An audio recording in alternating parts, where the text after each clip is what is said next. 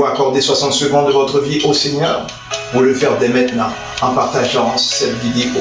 Ainsi, vous contribuez au royaume de Dieu ainsi qu'à l'évangélisation. Nous désirons répandre l'évangile dans la francophonie aux 4 vents de ce monde. Et nous réalisons que nous pouvons le faire de par nous-mêmes. Et nous avons besoin de vous. Et c'est avec vous que nous pouvons le faire. Nous vous demandons au nom du Seigneur de nous aider de tous vos moyens, de toute votre possibilité afin d'avancer ce ministère. Et vous le faire dès maintenant sans plus tarder en partageant cette vidéo à un proche, à un cousin, une cousine, à un camarade de classe, un collègue de travail, à une tante, à un oncle. Partagez cette vidéo, ainsi vous serez une grande bénédiction pour la personne qui recevra cette capsule. Bon matin à tous, je me présente, je suis pasteur Jalisdor Berger du ministère AFA. Encore une fois de plus, ma joie ce matin est sans mesure encore d'être avec vous, alors que nous nous recueillons ce matin autour de cette table d'enseignement. Nous voulons encore ce matin d'aller d'un dépôt en vous, un dépôt spirituel qui vous fera croître jusqu'au salut. Et nous voulons offrir encore nos salutations et offrir et dans nos souhaits de bienvenue encore à ceux qui se sont nouvellement abonnés. Et quel est le motif qui nous amène à cette page? C'est que nous désirons vous offrir un évangile sans compromis et sans bavure. Nombreux sont-ils qui sont sur la toile, qui vous offrent un évangile que nous pouvons dire qui est plutôt l'autre évangile dans lequel a été énoncé par l'apôtre Paul. Donc cet évangile qui est l'autre évangile. Alors de cet évangile, ils vous communiqueront des choses que vous désirez entendre. Toutefois ici, nous vous efforçons de vous offrir un évangile sans compromis. Et ainsi, nous avons ainsi le mandat de se mettre toujours au parfum dans le cursus de l'enlèvement de l'Église, car nous savons que l'enlèvement de l'Église est très proche et nous devons nous tenir préparés par rapport à cela. Et nous sommes, pour ceux qui ne connaissent pas du tout qu'est-ce qu'est l'enlèvement de l'Église, c'est que nous sommes Christ, au travers de sa parole, au travers plutôt de Matthieu, et nous a fait comprendre qu'il viendra chercher l'épouse qui est l'Église. Et ainsi, l'épouse a une responsabilité colossale par rapport à ce retour glorieux de l'époux qui est le Christ. L'Église doit se préparer. Et nous avons mis en lien les études que nous avons tenues et qui s'est étendue sur 1 an. Ces études, vous pouvez les consulter au travers des capsules précédentes. Donc, j'insérerai des liens dans cette vidéo dans laquelle vous pouvez ainsi aller porter un regard sur ces études que nous avons tenues précédemment. Eh bien, ce matin, nous parlons de réconciliation. En ce début d'année, nous devons prendre une démarche pour nous mener à nous réconcilier avec autrui, nous réconcilier avec les amis, avec les membres de la famille, avec des gens que nous avons aimés, et surtout se réconcilier avec le Christ. Et tel que vous pouvez observer en ce début d'année, le monde ne va pas bien du tout. Et ceux qui peuvent prétendre le contraire, eh bien, c'est un peu faire ce qu'a fait l'autruche, c'est s'enfouir la tête dans le sable. C'est sans se rappeler ce garçon de 6 ans se rendant à l'école lors de ce vendredi aux États-Unis. Ayant maintenant pénétré la classe, il a la tiré maintenant à bout portant sur l'enseignante. Eh bien, il y a une question légitime qui s'invite, que nous devons nous poser. Qui est réellement le responsable? Est-ce les parents ou bien l'enfant? Les parents sont responsables car ils ont manqué à un devoir parental. Lorsqu'on détient un permis d'armes, eh bien, cette arme doit être rangée de manière minutieuse et souclée dans un lieu secret, afin que cette arme ne puisse ainsi tomber entre des mains violentes. Ainsi, cet enfant doit être rapidement pris en charge par un psychologue, de sorte qu'il ne devient pas un tueur en série impitoyable ou encore un autre Hitler. Ainsi, l'inflation, qui est une figure qui se fera omniprésente au niveau mondial. Et cette inflation peut conduire ainsi à une récession. Et il y a ainsi cette nouvelle aide militaire de 3 milliards de dollars qui a été ainsi offerte par les États-Unis afin de pouvoir toujours maintenir l'Ukraine fort au milieu de cette guerre qui est encore en cours. Et la Chine ainsi a annoncé un coup d'accélérateur sur ses dépenses militaires. Et la Chine ainsi va faire osciller ses dépenses militaires jusqu'à 245 milliards de dollars. Donc ainsi, la Chine prendra le deuxième rang derrière les États-Unis. Il s'agit ainsi de la plus haute hausse depuis 2019. La raison de se faire ainsi, c'est de se tenir comme une menace mondiale, ainsi également de tenir également en alerte cette rivalité traditionnelle avec la Taïwan. Alors que nous venons devant vous avec ces choses, nous venons pas devant vous avec un masque de peur, mais nous venons devant vous afin de ces choses vous démontrer ce que la Bible, de par ses prophéties, ont annoncé. Et nous voyons que ces choses s'accomplissent sous notre regard. Vous pouvez peut-être prétendre et même dire que rien n'est perdu. Tout se transforme selon la position théiste ou bien encore selon la théorie évolutionniste, selon laquelle que toute chose vient d'une espèce mère. Et cette théorie a pour qualité de se reposer sur la science. Et ce matin, laissez-moi vous indiquer que cette théorie ne respecte pas les principes scientifiques. Plus que un principe scientifique se repose sur la mise en œuvre d'une chose, par la mise en œuvre, par les travaux d'un individu. Et ainsi, pour qu'une science soit approuvée, il faut de cette science qu'elle soit vérifiable, alors que de cette théorie de l'évolutionniste qui prétend que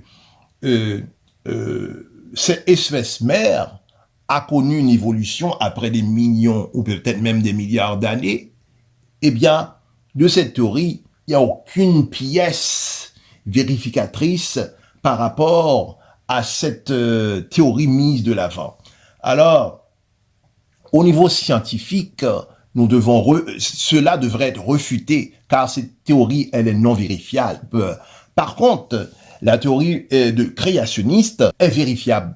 Nous avons besoin seulement de nous rendre auprès d'une bibliothèque quelconque et ainsi aller consulter les archives au travers duquel des milliers d'individus et même des athées les plus endurcis qu'ils ont fait l'expérience de la mort clinique au travers duquel qu'ils ont vu un être supérieur et ils n'ont pas mis de temps à savoir qu'il s'agissait de Dieu.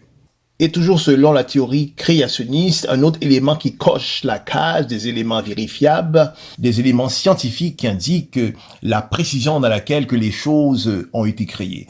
Et selon la théorie évolutionniste, il est eu que cette espèce mère a connu une explosion. Ainsi, lorsque nous observons une explosion, ou bien encore que nous sommes en présence d'un accident de la route, eh bien, les choses vont se volatiliser dans un ordre complètement désorganisé. Et il y aura une absence totale de précision où les choses vont ainsi se loger. Et c'est ainsi qu'au niveau scientifique, cette théorie ne peut être tenue. Car si cette espèce mère a connu une explosion, eh bien, il devait ainsi se répandre, se volatiliser dans un ordre totalement désorganisé. Alors, lorsque nous portons un regard sur le cosmos, voyons cette précision. Nous voyons que cet univers a été construit d'une main hautement habile et compétente. Ainsi, s'ils prétendent et demeurent fermes sur cette position, eh bien, nous pouvons simplement dire que cette cellule qui a connu cette modification au moment de cette explosion, eh bien, cette cellule, c'est Dieu qui en est son créateur. Eh bien, ce matin, nous sommes dans un temps de réconciliation. Que nous soyons de position évolutionniste ou bien encore créationniste, car la Bible dit que nous devons tous comparaître devant le Christ afin de pouvoir rendre en compte ce que nous avons fait en bien ou en mal. Et devant le Christ, lors de ce jour, ce sera le jour de grands parlementaires, parce que nombreux diront Seigneur, nous sommes de bons gens. Nous avons nourri les pauvres, nous avons été bénévoles dans des organismes pour de gens démunis. Nous avons parrainé et même adopté des enfants. Nous sommes de bons gens car nous respectons les lois civiles. Mais toutefois, bien que ces lois civiles en sont respectées, mais les lois de Dieu en sont non respectées et même foulées aux pieds. Alors que les lois de Dieu ont la plus grande autorité sur toute loi humaine confondue. Et nous sommes ce matin dans ce couloir de réflexion, c'est toujours avec beaucoup d'égards, de courtoisie et de respect que je viens à vous. Et de ces commandements de Dieu, si nous portons regard sur les 10 commandements, il est dit, tu n'auras pas d'autre Dieu devant ma face. Combien d'entre nous aimons-nous notre iPhone, nos iPads, notre voiture neuve plus que Dieu? Et combien d'entre nous que notre travail passe avant Dieu? Et au commandement 2, il est dit, tu ne feras point d'image taillée et tu ne te procéderas point devant elle. Combien d'entre nous avons des photos de vedettes qui sont élevées sur nos murs et ainsi des porte-bonheur que nous portons sur nous ou bien encore dans nos sacs. Il est dit au 3e commandement, tu ne prendras point le nom de l'Éternel, ton Dieu, en vain. Combien de fois avons-nous blasphémé? Il est dit ainsi, souviens-toi du jour du repos pour le sanctifier. Ainsi, combien d'entre nous avons délaissé l'Église et qui, avec fierté, dira à l'autre, je ne me suis pas rendu il y a de cela plus de 10 ans, plus de 20 ans, de 40 ans, et vous en faites une fierté. Ainsi, il est dit, honore ton père et ta mère. Lorsqu'il est question d'honorer ses parents, c'est pas une question d'attendre au jour de leur anniversaire pour leur faire des souhaits. Lorsqu'il est question d'honorer, cela veut dire respecter et ainsi faire du bien. Combien de nous avons abandonné nos parents dans les maisons de retraite et lorsqu'ils sont ainsi conduits dans ces lieux, eh bien, ils viennent à mourir 2 fois. La première mort, c'est l'abandon. Et la seconde, c'est lorsque la mort vient pour les ravir. 6e commandement, il est dit, tu ne tueras point. Selon Matthieu 5, 22, il est dit, je vous dis que quiconque se met en colère contre son frère mérite d'être puni par les juges. Que celui qui dira à son frère, Raka, mériterait d'être puni par le Sanhédrin. Et que celui qui dira insensé mérite d'être puni par le feu de la géhenne. Lorsque nous sommes en présence de meurtre, eh bien, l'étape précédente, le meurtre, c'est la colère. Au moment de la colère, de multiples réflexions surgissent dans notre esprit. Et ces réflexions, ainsi, nous propulsent au meurtre. C'est ainsi que je n'ai jamais connu d'individus qui étaient heureux et contents au moment de commettre un meurtre, à part les sadiques qui sont contents de tuer. Tu ne commettras point d'adultère. Et bien sur ce point, nous n'avons pas besoin du tout de nous attarder.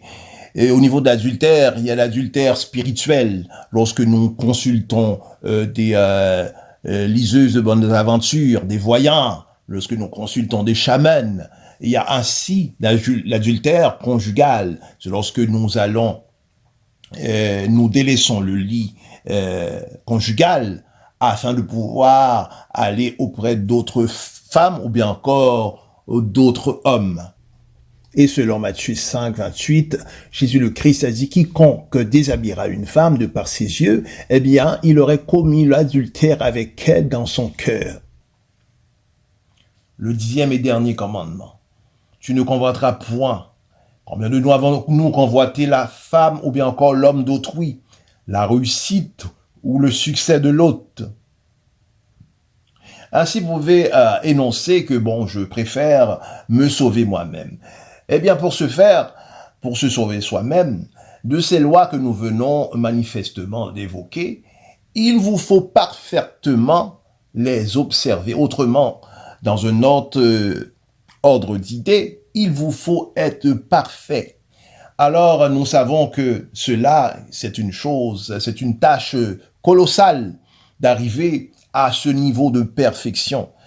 Ainsi, pour être parfait, il aurait fallu que vous le soyez de votre naissance jusqu'à votre mort. Et vous ne devez manquer aucun de ces commandements. Vous pouvez dire ainsi, bon, écoutez, je suis catholique, j'ai été baptisé et j'ai été confirmé, mais qu'il est du baptême catholique, eh bien, Dieu ne connaît pas ces choses. Voyez-vous, il est dit que à la fin des temps, plusieurs se présentera à Dieu et diront, Seigneur, avons-nous pas joué de la flûte? Avons-nous pas prêché en ton nom? Avons-nous pas, Seigneur, nourri les pauvres? Eh bien, le Seigneur dira que dehors, je ne vous connais pas. Eh bien, de toutes ces choses que vous venez d'évoquer, que j'ai été baptisé, reçu la conférence, Dieu ne connaît pas toutes ces choses.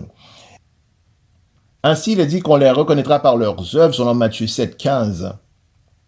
C'est ainsi que nous ne pouvons pas connaître de manière certaine que nous sommes en présence d'un faux frère. Pour ce faire, il nous faudrait être de leur quotidien. Il nous faut être dans leur maison, dans la chambre d'hôtel, et ainsi être avec eux de par où qu'ils seront. Mais toutefois, la Bible dit que nous les reconnaîtrons par leurs œuvres. Et c'est ainsi, tel que nous venons d'évoquer un peu avant, il est dit que nombreux se présenteront devant le Christ, disant, avons-nous pas prêché en ton nom? Donc, la prédication, c'est aussi une œuvre. Donc, il est dit de ce passage que nous venons d'évoquer, on les reconnaîtra par leurs œuvres. Donc, par la prédication de ce qui est prêché, au niveau des hérésies qui sont insérées dans la prédication, c'est ainsi que nous pouvons les reconnaître que nous sommes en présence d'un faux frère. Et je ne dis pas que lorsque la personne, il peut avoir un moment que la personne va à glisser et de son message puisse être inséré une erreur ou bien encore même jusqu'à 2 erreurs. Mais lorsque les erreurs sont répétitives et volontaires, et de là, c'est ainsi que nous pouvons maintenant prétendre avec assurance que nous sommes dans la présence d'un faux frère. Il est dit qu'on les reconnaîtra par leurs œuvres. Et selon que Apocalypse 18, 19, il est dit de l'Église catholique. L'Église catholique n'est autre que la Babylone la grande. Et la Bible dit que Dieu traitera Babylone la grande avec sévérité. Et il la détruira. Et vous avez indiqué que j'ai reçu le baptême catholique. Et ce baptême est un faux baptême.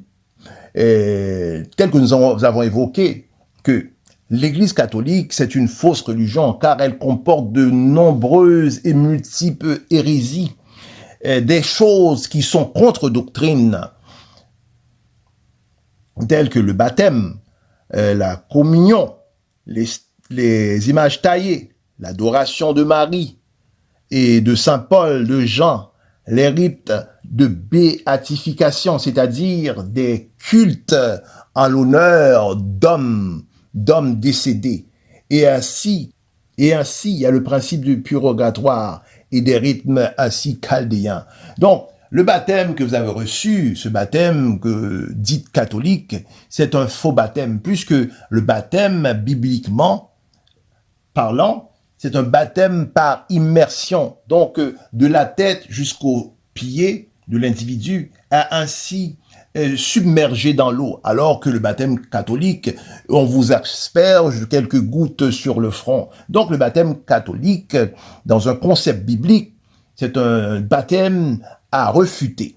Donc, ce baptême est un faux baptême.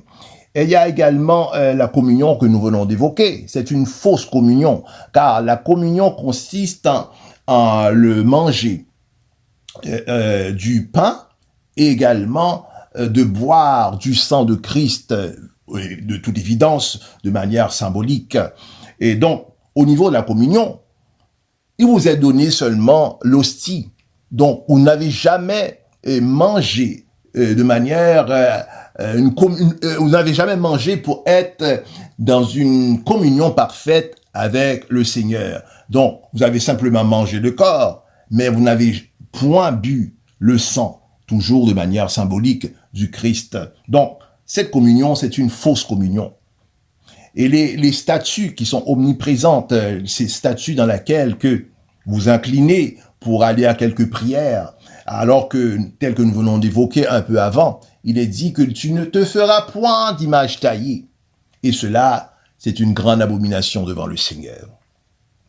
Et toutes sortes d'adorations de gens décédés, tels que nous venons d'évoquer, de Saint Paul, de Saint Pierre, etc.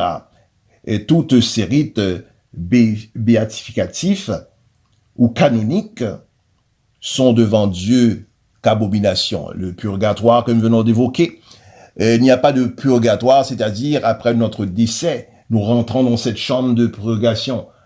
Le purgatoire que Dieu connaît, c'est celui de l'Église. C'est-à-dire que nous rendons à l'Église, c'est au moment de l'Église, c'est à l'Église que nous nous purifions de nos péchés. Après s'être purifiés, et après notre décès, eh bien, nous allons en deux lieux possibles, soit dans le paradis, ou bien encore l'enfer éternel. Et ce matin, nous allons pas régler à l'amiable. Je vous demande ce matin une chose, écoutez ma voix. Je vous demande ce matin de jeter toute pendentif catholique, toute chapelet, toute image taillée, toute porte-bonheur, tout autel, etc.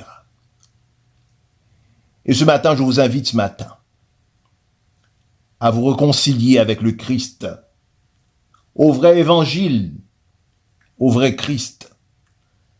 Car la Bible dit qu'il y a plusieurs Christ.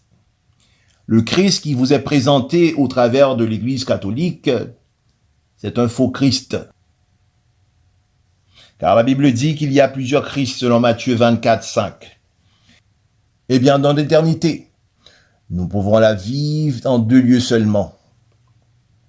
Soit dans le paradis, cette éternité bienheureuse que Christ a été nous préparer, ou bien encore la vivre dans la géhenne, ce que vous avez donné pour nom l'enfer, et ce nom enfer qui a été utilisé en 1400 après le Christ. L'enfer, ce n'est pas le lieu que vous dites connaître ou bien encore prétendez connaître. Ce n'est pas le département bibliothécaire national de la France, où ce qui a les livres érotiques et de pornographiques. L'enfer, ce n'est pas du tout ça. L'enfer, tel que nous pouvons imaginer, c'est plus de 1000 fois pire que la pire prison que de toute l'histoire. Je vous formule cette question ce matin. Si l'enfer n'est pas vrai, eh bien encore, nous qui croyons dans le Christ, nous n'avons rien perdu. Et vous ainsi, vous n'avez rien perdu, donc nous sommes en position de gagnant-gagnant. Mais toutefois, si l'enfer existe, si l'enfer est vrai, alors que feriez-vous?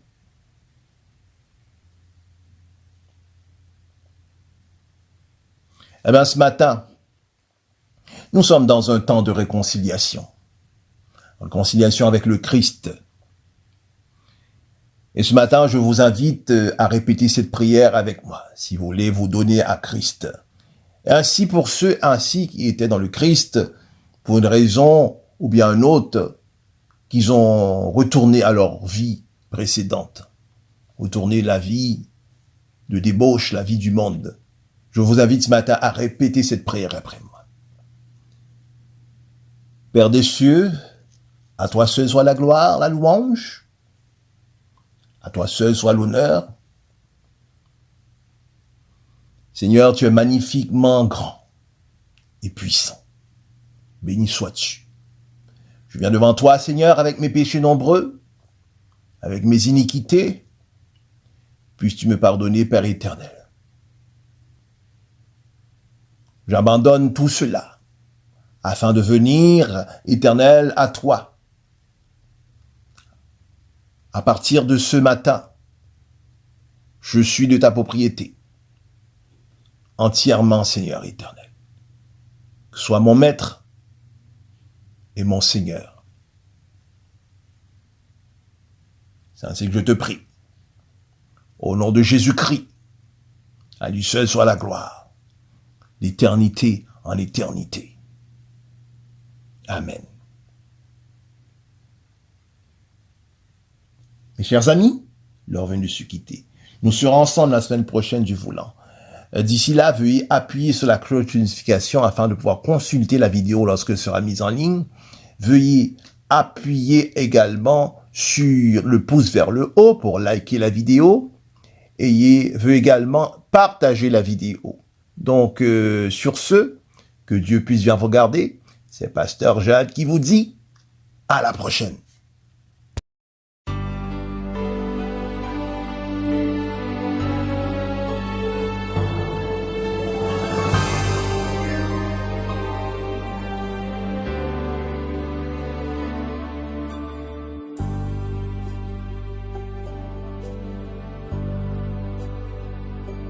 Je sais qu'un jour, mes yeux verront Jésus.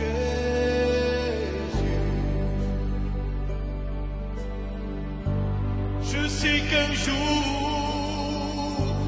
mes yeux verront Jésus.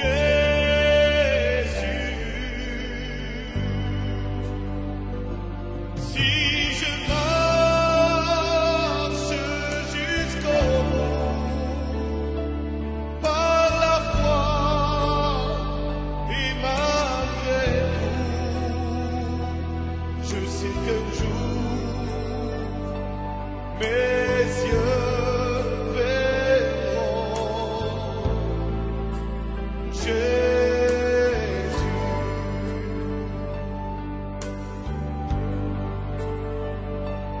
Jusqu'au bout, je veux te suivre